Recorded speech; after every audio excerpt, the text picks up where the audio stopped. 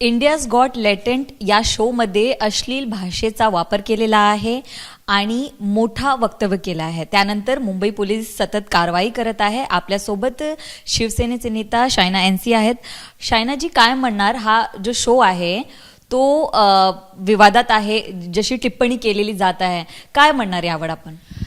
मला फक्त हे सांगायचं आहे की रणवीर अलाहाबादियाचे इतकी फॉलोअर्स आहे, तुम्ही सकारात्मक रूपाने कॉमेडी प्रस्तुत करा ना.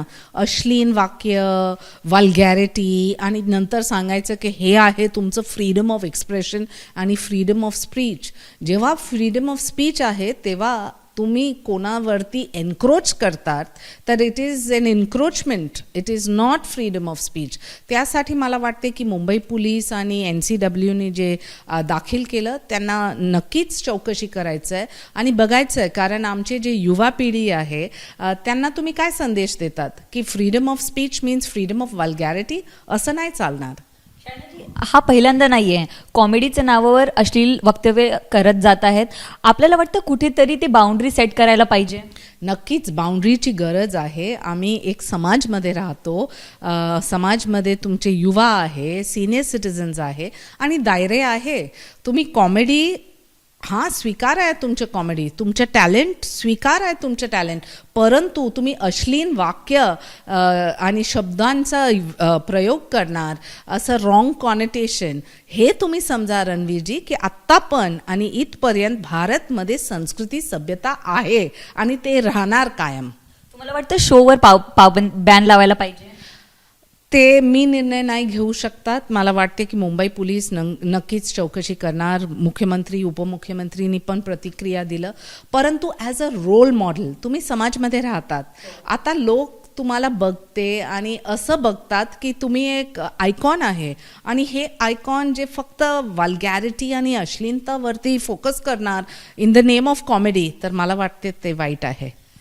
काय म्हणणार, संजय राऊत म्हणताय की जी बटेंगे कटेंगे नारा होता ते आमच्यावरच लागू होतं, इंडिया अलायन्सवर आम्ही तुटलेलो आहेत, काय म्हणणार यावर? संजय राऊतजी सकाळपासून बडबड करतात. ते सांगतात की बटेंगे तो कटेंगे. हे समजा संजय राऊतजी की तुमच्या अलायन्समध्ये काय राहिलंच नाही, तर बटेंगे तिथेच तुम्ही बटले. आणि जे तुम्ही कटेंगेचे चा उल्लेख केला, तुम्ही हे समजा की वोटरने तुम्हाला वोट नाही दिलं म्हणजे तुम्ही काटले तिथेच तुम्हाला. तर तुम्हाला कटेंगे आणि बटेंगे ते तुमचं इंडिया अलायन्समध्ये नक्कीच झाले.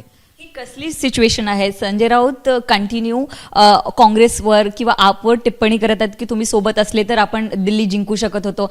फ्रस्ट्रेशन आहे, काय आहे शायनाजी?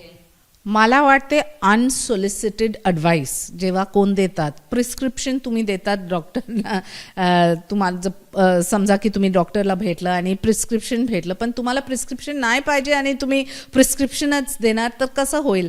कधी ना कधी संजय राऊतला विचारायचं आहे की इंडिया अलायन्स आहे का? कधी पण नव्हते आणि नाहीच असणार. आणि वोट तुम्हाला जनतांनी नाही दिलं कारण तुमची एक विचारधाराच नाही. तुम्ही हिंदू हृदय सम्राट आदरणीय बाळासाहेब ठाकरेला, त्यांचे विचारला आणि विचारधाराला सोडले, तर लोक नक्कीच तुम्हाला कापणार. कॅमेरा पर्सन अजितसह मी नम्रता दुबे, ABP माझा, मुंबई. ABP माझा, उघडा डोळे बघा नीट.